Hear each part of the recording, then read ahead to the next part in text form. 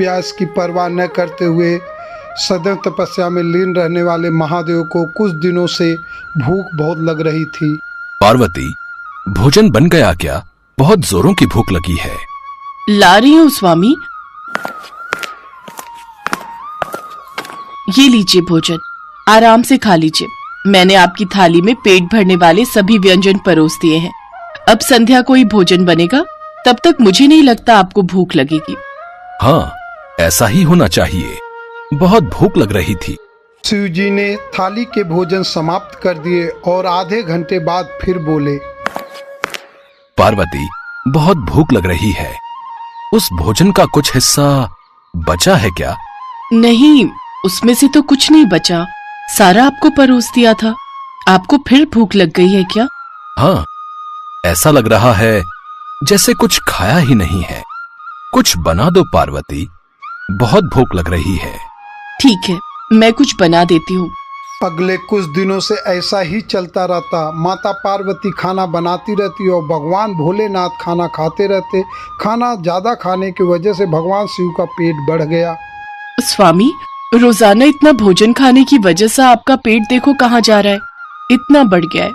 दिन पर दिन आप पेटू होते जा रहे हो। पर ऐसा क्यों हो रहा है? मैं आपको सारा दिन भोजन बना बना कर देती रहती हूँ, पर आपकी भूख ही नहीं मिटती। कोई तो कारण होगा। कारण तो मुझे भी नहीं पता देवी पार्वती। मुझे तो बस भूख लगती है, जो असहनीय होती है। थोड़ा और भोजन ले आओ। हाँ, लाती हूँ। मुझे इसका कारण जानना होगा। नंदी, क्या तुम्हें पता है महादेव को इतनी भूख क्यों लग रही है, और ऐसी भूख जो समाप्त ही नहीं होती? माता, मुझे भी इसका कारण नहीं पता। मैं तो सोचता था केवल मैं ही अधिक भोजन करता हूँ, परंतु अब तो महादेव भी इतना भोजन करने लगे हैं कि मैं भी उनके सामने कुछ नहीं। तभी वहाँ पे नारद मुनि आ जाते हैं। मैंने आप दोनों का वार्तालाप सुन लिया है।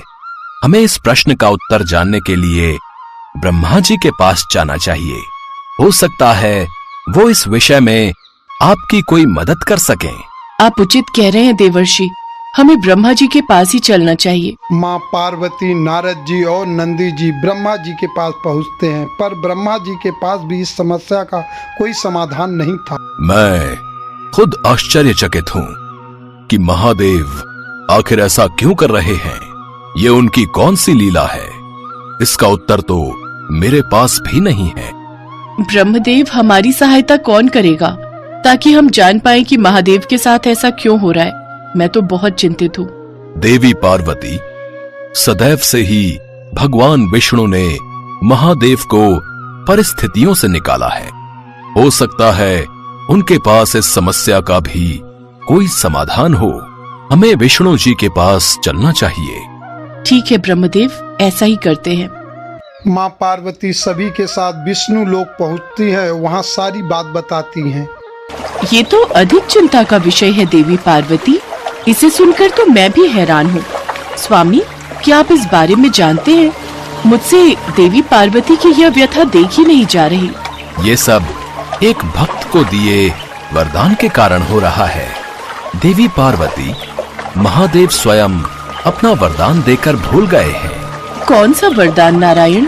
देवी पार्वती, कुछ समय पहले महादेव के एक भक्त को एक रोग हो गया था, अधिक भूख लगने का रोग, जिसका कोई इलाज नहीं था।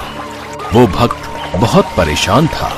उसने महादेव की बहुत तपस्या की, और आप तो जानते ही हैं, महादेव तो भोलेनाथ हैं। जब जब उनका कोई भी भक्त किसी संकट में होता है, तो महादेव उस भक्त का संकट या तो दूर कर देते हैं या स्वयं पर ले लेते हैं। ऐसा ही उन्होंने उस भक्त के साथ किया। उस भक्त के रोग को उन्होंने स्वयं पर ले लिया और उस भक्त को रोग मुक्त कर दिया। इसी कारणवश महादेव को अधिकतम भूख लगने का रोग हो गया है। वे स्वयं भूल गए हैं कि वे इस रोग से स्वयं ही पीड़ित हुए हैं। नारायण, इस रोग का कोई निवारण तो होगा। अवश्य ब्रह्मदेव, इस रोग के निवारण के लिए उपाय है। क्या उपाय विष्णुदेव? देवराज इंद्र के उद्यान में एक चमत्कारी फल का वृक्ष है। उस फल को खाने के पश्चात महादेव का ये रोग दूर हो जाएगा और वे फिर से सामान्य स्थिति में भोजन करने लगेंगे। फिर तो हमें शीघ्र ही देवराज इंद्र के पास जाना चाहिए। मुझे पहले ही स्थिति का आभास हो गया था, इसलिए मैंने देवराज इंद्र को संदेश भेज दिया था। वे उस फल को लेकर आते ही होंगे। देवराज इंद्र फल लेकर आ जाते हैं। विष्णुदेव, ये फल जो आपने मंगवाया था, ये भूख को सामान्य करने के लिए अति उत्तम फल है। देवी पार्वती, अब आप इस फल को ले जाकर महादेव को खिला दीजिए। उनकी भूख पहले की भांति सामान्य हो जाएगी। धन्यवाद इंद्रदेव, मेरी इस कार्य में सहायता के लिए आप सभी का बहुत बहुत धन्यवाद। माँ पार्वती और नंदी के साथ वह चमत्कारी फल लेकर कैलाश पर लौट आती हैं और भगवान भोलेनाथ को वह फल खिला देती हैं। अरे वाह, ये फल तो बहुत स्वादिष्ट है। ऐसा लग रहा है मैं बिल्कुल तृप्त हो गया हूँ। इस फल को खाकर तो मेरी भूख भी शांत हो गई है। माते, लगता है फल ने अपना असर कर दिया है। क्यों? क्या ये कोई चमत्कारी फल था पार्वती? हाँ स्वामी, मैं आपको सारी बात बताती हूँ। माँ पार्वती भगवान शिव को पूरी बात बताती हैं, जिससे सुनकर भगवान शिव को बहुत हंसी आता है। उन्हें ये सब बात सुनकर अभी भी विश्वास नहीं हो रहा था कि इतने बड़े हम पेटू बन गए थे, कि लगातार हम खाए जा रहे थे। और माँ पार्वती की चिंता दूर हो गई। चमत्कारी फल खाने के बाद भगवान शिव की भूख पहले जैसी सामान्य हो गई।